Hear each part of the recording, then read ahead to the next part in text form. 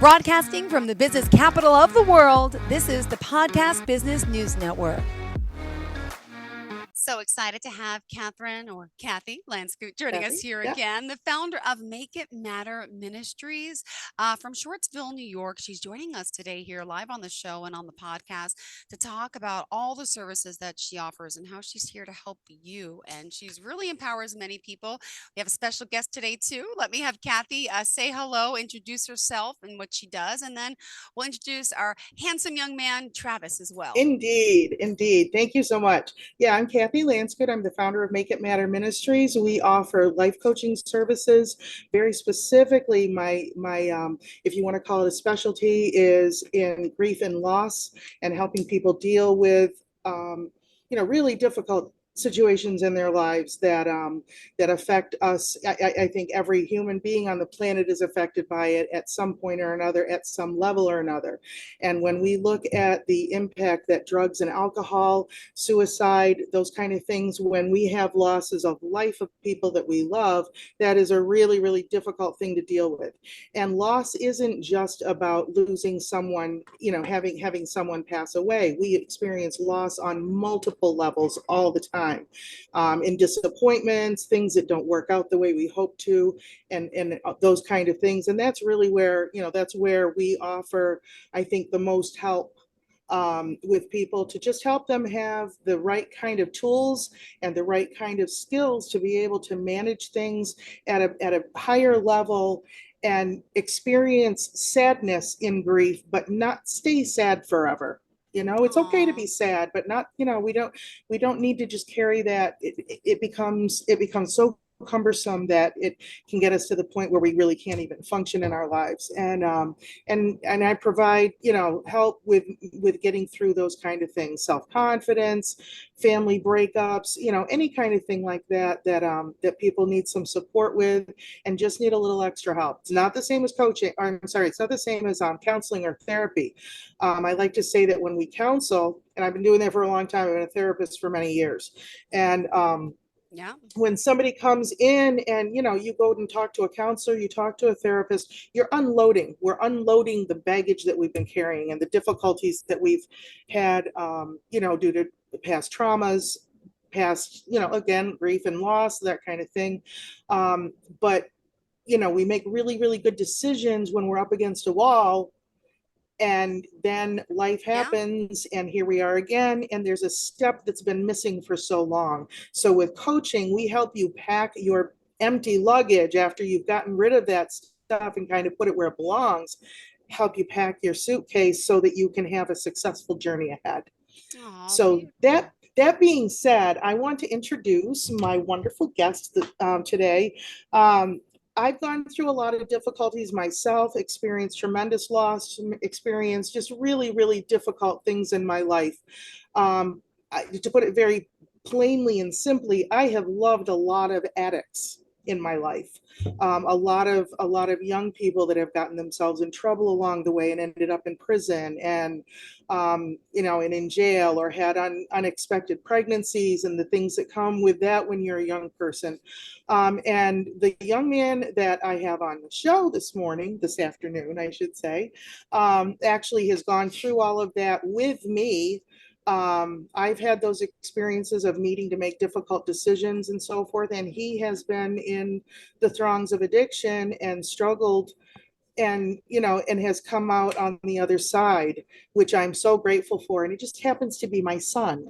So we have a lot in common here, and he was gracious enough to agree to talk with mom on the podcast, and hopefully shed some light on the difficulties that exist when we're trying to set healthy boundaries with somebody that we love that's going through addiction. And I'm going to kind of turn it over to him for a minute and see what he has to say. Beautiful. Welcome to the show, Travis. Thank you for being here, and thank you, Mom, for having him. And I'm so glad you're here and to speak on behalf of your mother and what you went through, and to let people know they are not alone. Hi, Travis. How's it going? Oh, it's good. Thank you so much. Please introduce yourself and tell us a little bit about you and your situation. So yeah, my name's Travis. Going on my fifth year of sobriety from heroin, cocaine, and crack cocaine. Well, How's it been going, dear? yeah. Oh, it's been going. Yeah, we had a real struggle when Travis had started using. Um, there were telltale signs. My husband and I had a lot of different opinions about it. I've been in the field of substance abuse for a long, long time and worked with people very directly that have struggled. And my husband is the best man I know, probably the best man you'd ever meet. Ah, A very wonderful heart, but really difficult for him to kind of see the truth of what was going on. He likes to see the sunny side of the street, and it was really difficult to work together. There was a lot of stress and strain. We've been married 40 years this past September, and it was the one time that we had a separation for a few months because it just got so difficult to deal with. Travis and his wife and his two daughters were living with us for a period of time. I'll tell you this, there's not enough time in the day. You can't tell 10 years worth of history in a 20-minute segment, but just to say that the struggle is real with families, not knowing where to set boundaries, not knowing when to say no, not knowing when to pull back when you feel so strongly as a parent that you should be taking care of this child, but this adult child is not taking care of himself.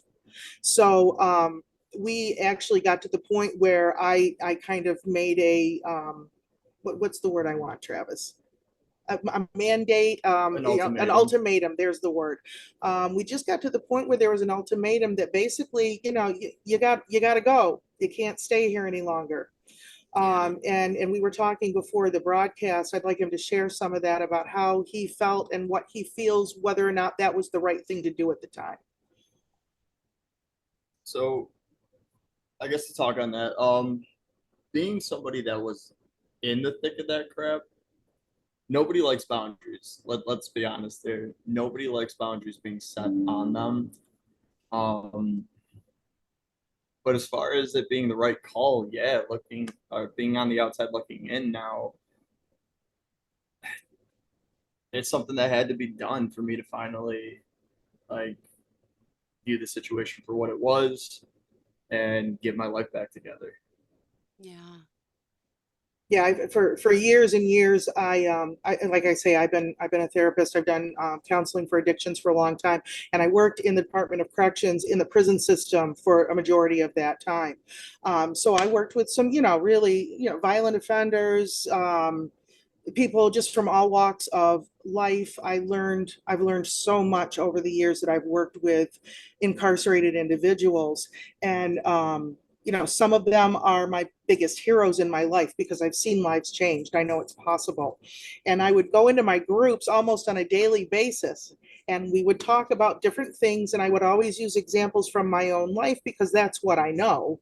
And I would talk about how hard it is to watch somebody that you love going through those kind of things and so forth. And I would make the statement all the time: he is a great kid. He will make a fine adult one day. He's a great kid. He'll make a fine adult one day.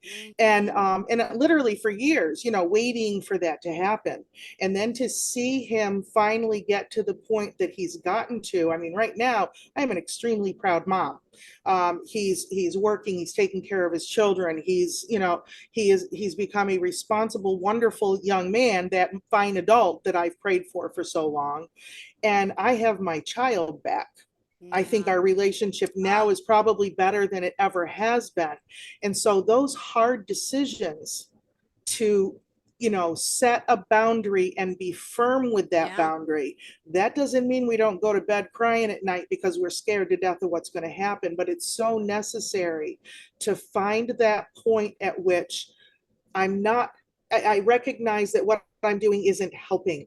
What I'm doing is actually encouraging and enabling this person to continue to make really negative and really harmful decisions, not only for themselves, but for their children, for the people that are around them that love them.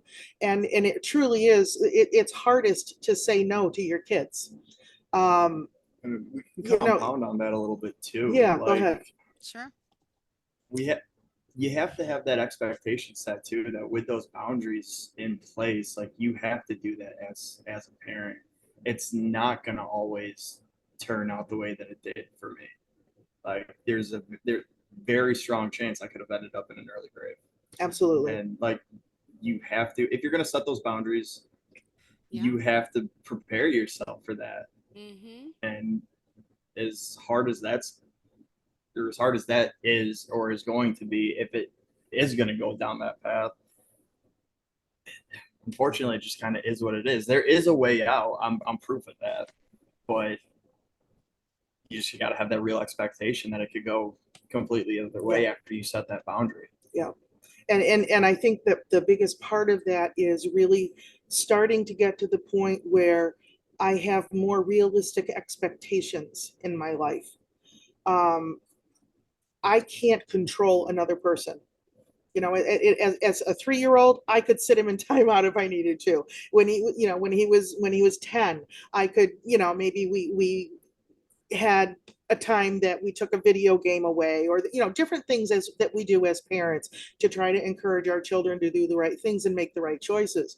But regardless of how hard we try, there comes a point for all of us that our kids are going to do what they do, and we have to deal with that, or else it's going to destroy us. And unfortunately, like he said, I mean, we literally, I'll speak for myself. I literally had to come to the point where I acknowledged the fact that he could not survive this. That's not fun. That's not something that any parent wants to look at. We really will kick and scratch and bite and, to do anything we can to save our children. But the fact is, the fact still remains there that if I fall apart and I am not all that I can or need to be, I'm not going to be able to help that child the best when they are ready. And so finding that it's almost like a holy ground spot where I'm really fully relying on God to take care of me, and even more importantly, that if I can't take care of my kid, I know he's in God's hands. And to be able to release and let that go and find a way to be okay with it, that's where the keys lie to be able to survive those kind of tragic circumstances in our life where we really don't feel any control. But when people say, well, all you can do is pray, let me tell you, that's underestimated. We can pray. It's not about that's all we can do. That is what we can do. And we are turning, for me, it was turning over not only what I wanted to see happen, but whatever might be laying in front of my kid, to say, Lord, if he's not in my hands, I know he's in yours. And to be able to make the right decisions despite the fact that they felt wrong. And honestly, I would think on the opposite side of it too. And I'll ask you right now, when how do I even say this? When you're able to do, when you finally get to the point where you start making those transformations, it feels upside down every bit as it felt upside down for me to give it up. I don't want to say to give up on it, but to give it up and allow God to work was just as tumultuous for you to stop doing the things that you were doing because it felt upside down. Yeah. Yeah. So like early on, um, life sucks. And It's hard. Yeah. it It's is. when you're coming out of that lifestyle where like the enabling was happening and the resourcefulness of use is completely different than being resourceful in like the reality of this world. Um, Obviously, I was able to feed the addiction and do what I needed to keep that part alive. But once I got off and like my mindset started becoming healthier, it's how do I phrase this? It was hard to know what direction to go into. Um, and the challenges of like real life versus the irresponsible life that I was living, it was just hard to navigate all of it. And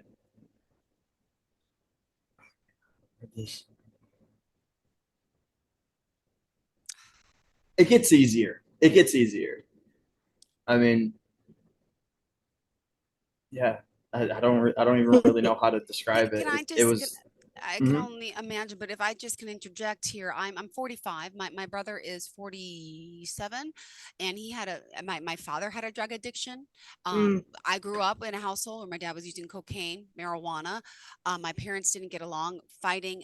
Then my brother followed down that path, left high school, became a drug addict. So I'm just letting you know, I'm mm, empathizing with you all. And my brother stopped finally the drugs, and he's doing all right, but he's still not all right at his yeah, age. He's got a yeah. daughter now, but he's still not all right. But my father now, my mother passed 6 years ago. My dad, my sister taking care of my father. He's a changed person now. Mm, Looking back the years later, now he's in his 70s saying, what the hell was I thinking? Three little kids. I'm doing drugs. I'm spending my money. I'm reckless. I'm causing stress at the house, causing stress with you in school.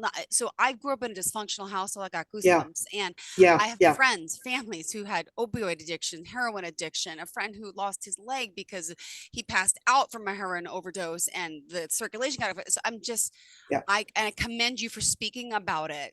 And mom, you in your story, it's not easy to share, not easy to go through.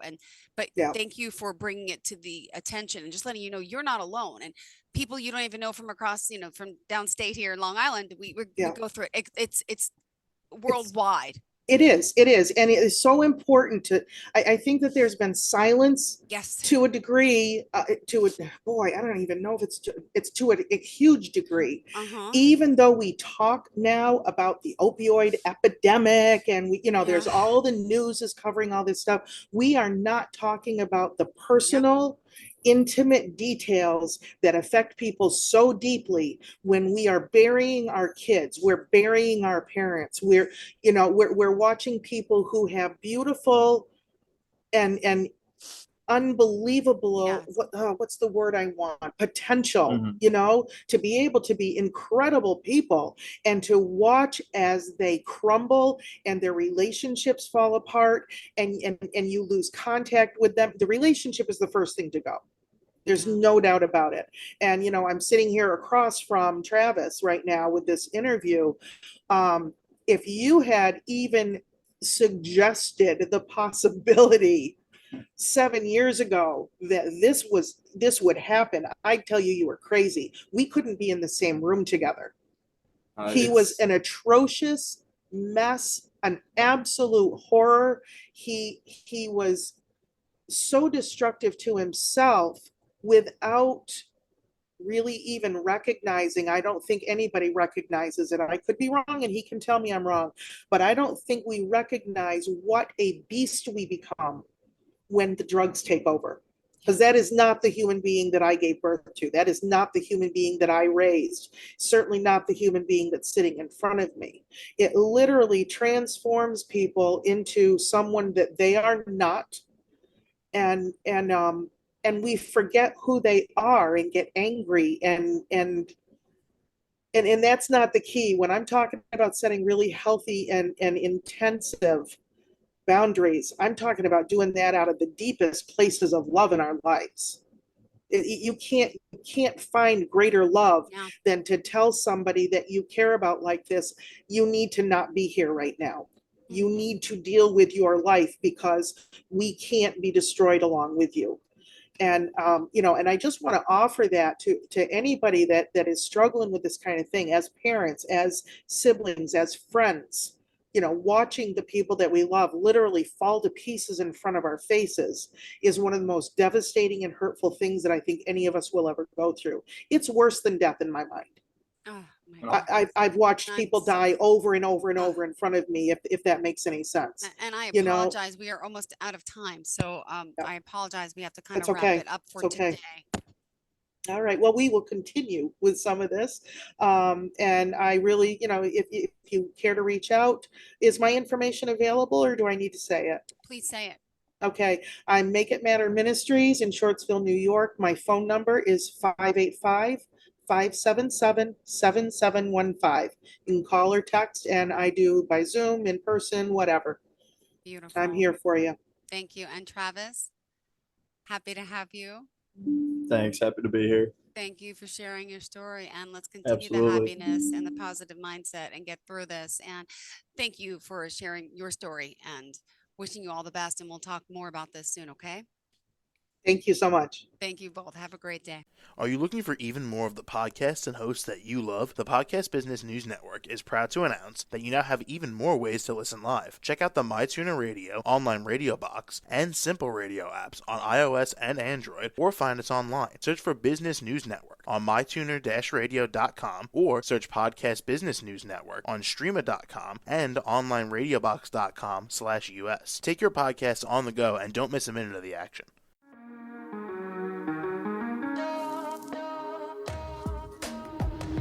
Broadcasting from the business capital of the world, this is the Podcast Business News Network. For nearly 2,000 severely injured veterans, everyday life has become filled with barriers. Day-to-day simple tasks can become pretty daunting. I have to carry my chair up 2 flights of steps or have somebody do it for me. What scares me the most is just the falling. When I'm struggling with my house, I think, to have that one great barrier just knocked down, it's crucial.